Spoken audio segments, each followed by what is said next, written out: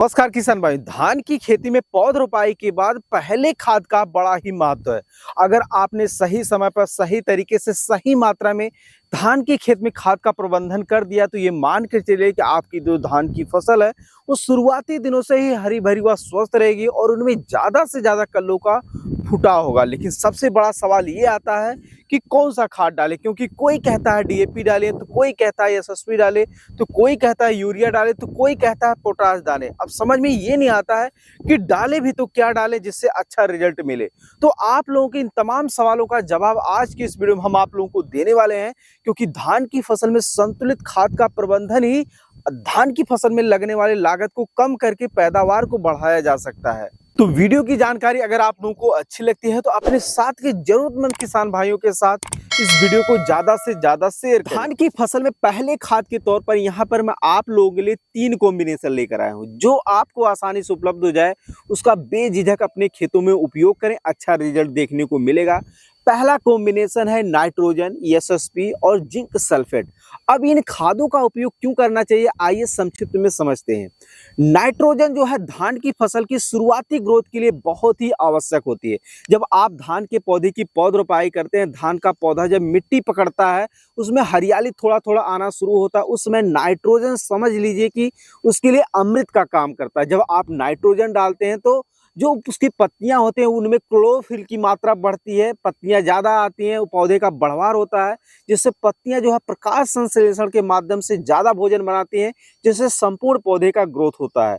और यशस्वी हमारा ये करता है कि जड़ों का विकास अच्छी तरीके से करता है। यशस्वी में कुछ % सल्फर भी पाया जाता है, जिससे कीट व रोग से भी बचाता है फसल को, जिससे संपूर्ण पौधे का ग्रोथ होता है। जिंक सल्फेट के बारे में तो आपको पता ही होगा, यह पौधों को जो है पीलापन से बचाता है, जो खैरा रोग की समस्या धान की फसल में आती है उससे बचाता है, जिससे संपूर्ण धान के पौधे का अच्छी तरीके से ग्रोथ होता है और आपकी धान की फसल शुरुआती दिनों से ही लहलहाना शुरू कर देती है। अब मात्रा आपको क्या रखना है, प्रति एकड़ की दर से मैं आप लोगों को यहाँ पे बताना चाहूंगा कि आप लोग जो है 35 से 40 किलो यूरिया रखिए। ज्यादा मात्रा में यूरिया आप नहीं रखें, इतना जो है 1 एकड़ के लिए 35 से 40 किलो जो है वो पर्याप्त हो जाता है।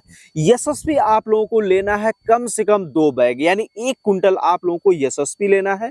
और 4 से 5 केजी या 6 केजी जैसा भी आपके खेत में अगर जिंक की कमी है तो इसको आप बढ़ा सकते हैं, यानी नॉर्मली जो है आप लोग 5 से 6 केजी प्रति एकड़ इसका उपयोग कर सकते हैं। धान की रुपाई करने के 10 से 12 दिनों के अंदर अंदर अगर आप लोग इसका उपयोग कर लेते हैं अपने खेत में, तो धान की फसल शुरुआती दिनों से ही अच्छी तरीके से ग्रो करेगी और उनमें ज्यादा से ज्यादा कल्लों का फुटाव होगा। दूसरा जो कॉम्बिनेशन है जो आपकी धान की फसल को शुरुआती दिनों से ही अच्छी तरीके से ग्रो कर सकता है, वो है यूरिया, डीएपी और जिंक सल्फेट। अब आप लोगों को मात्रा क्या रखनी है, वो ये रखनी है कि आप लोगों को यूरिया जो है वो 35 से 40 किलो रखना है प्रति एकड़ की दर से। डीएपी भी आप लोगों को इतना ही रखना है, 35 से 40 केजी रखना है। और जो जिंक सल्फेट है वो आपको 4 से 5 केजी प्रति एकड़ रखना है। और तीनों को आपस में मिक्स करके अपनी धान की फसल में पौध रोपाई के 8 से 10 दिन, 10 से 12 दिन के अंदर अंदर ही जो है उसको उपयोग कर लेना है। उपयोग कब करना है, जब आप लोगों की धान की फसल में जो है पानी भरपूर मात्रा में भरे हों, तब इसका उपयोग आप लोगों को बिल्कुल भी नहीं करना है, क्योंकि ऐसा करने से जो है धान की फसल में इन खादों का जो है रिजल्ट कम देखने को मिलता है। तो आप लोग जो है अगर आपके खेत में पानी भरा हुआ है तो उसे आप निकाल दें या फिर थोड़ा सा सूखने का इंतजार करें। अगर सूख लग रहा है कि आपको 1-2 दिन में सूख जाएगा तो आप सूखने का इंतजार कर लीजिए। जब आपके खेत में पर्याप्त मात्रा में नमी हो तब इन खादों का अपने खेत में उपयोग करिए और 1 से 2 दिन के अंदर अंदर ही इसकी सिंचाई कर दीजिए।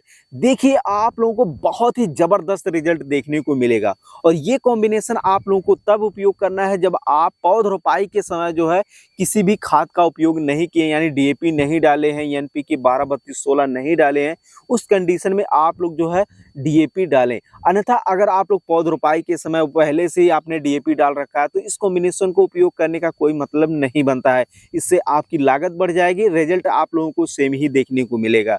तो आप लोग इन खादों का प्रयोग जरूर करें। फसल में पहले खाद के तौर पर जो तीसरा कॉम्बिनेशन है जिसे बूस्टर डोज के भी नाम से जाना जाता है, अगर आपके खेत की मिट्टी कमजोर है या फिर आप लोग उसी खेत में पिछले 2-3 वर्षों से आप लोग धान की खेती कर रहे हैं लेकिन अच्छा रिजल्ट नहीं मिल पा रहा है, तो इन खादों का आप लोग ज़रूर उपयोग करें। इससे आपको जो है अपनी धान की फसल से बहुत ही अच्छा रिजल्ट देखने को मिलेगा। तो इसमें आप लोगों को जो है प्रति एकड़ की दर से 35 से 40 किलो यूरिया लेना है, 20 से 25 किलो पोटाश लेना है, जिंक सल्फेट लेना है 4 से 5 केजी, दानेदार सागरिका लेना है 7 से 8 केजी, या फिर इसके अलावा जो आप लोग बायोविटा एक्स जो है 4 से 5 केजी ले सकते हैं। इन चारों खादों को आपस में मिक्स करके अगर आप लोग अपनी धान की फसल में पौध रोपाई के 10 से 12 दिन के अंदर अंदर अगर आप लोग अपने खेत में बिखेर कर जो है उसकी हल्की सिंचाई करते हैं, तो आप लोगों की जो धान की फसल वो शुरुआती दिनों से ही बहुत ही ज़बरदस्त तरीके से ग्रोथ करेगी और इनमें ज़्यादा से ज़्यादा कल्लों का फुटाव होगा और अंततः आप लोगों की अपनी धान की फसल से आने वाले समय में बहुत ही अच्छा उत्पादन देखने को मिलेगा। तो आप लोग इन कॉम्बिनेशन का प्रयोग ज़रूर करें।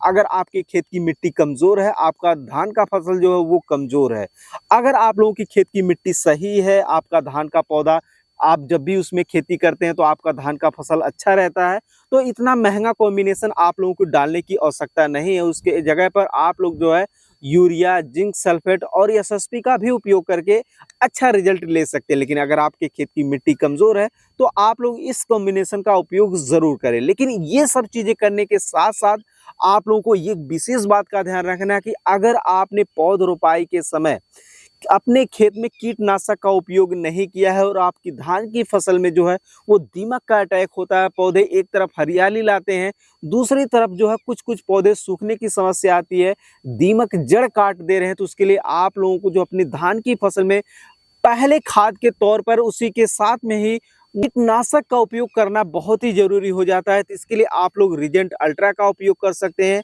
या फिर आप लोग फटेरा का उपयोग कर सकते हैं। अगर आपके धान की फसल में दीमक का अटैक हो रहा है या पिछले 2-3 वर्षों में हुआ है, तो ऐसी स्थिति में आप लोग जो है प्रति एकड़ की दर से 4 से 5 केजी उपयोग करें। और वहीं दूसरी तरफ अगर आप लोगों की धान की फसल में दीमक का अटैक नहीं हुआ है, पिछले 2-3 वर्षों में दीमक का अटैक हुआ है लेकिन कम हुआ है, ऐसी स्थिति में आप लोग जो है प्रिवेंटिंग के तौर पर जो है प्रति एकड़ 2 से 3 किलो रीजेंट या फिर जो है फटेरा जैसे कीटनाशक का उपयोग कर सकते हैं। क्योंकि अगर आप लोग इसका उपयोग नहीं करते हैं, कितना भी आप लोग खाद का प्रबंधन कर लें, लेकिन अगर आप लोगों की धान की फसल में दीमक लग गए तो ये मान कर चलिए आप लोगों की जो मेहनत है उस पे पानी फिर जाएगा। तो किसान साथियों, ये थी धान की फसल में पौध रोपाई के बाद हमें कौन-कौन से कार्य करने चाहिए उसके बारे में संक्षिप्त में जानकारी। अगर आप लोगों को इसके बारे में डिटेल में जानकारी चाहिए तो आप लोग हमारे जो है फेसबुक पेज को फॉलो कर सकते हैं। उसका लिंक आप लोगों को जो है डिस्क्रिप्शन में देखने को मिल जाएगा। वहाँ पर आप हमसे लाइव बैठ के आमने-सामने बातचीत कर सकते हैं, जो भी आपके मन में क्वेश्चन है। और हाँ, वीडियो की जानकारी अगर आप लोगों को अच्छी लगी हो तो अपने साथ के जरूरतमंद किसान भाइयों के साथ इस वीडियो को ज़्यादा से ज़्यादा ज़रूर शेयर करेगा।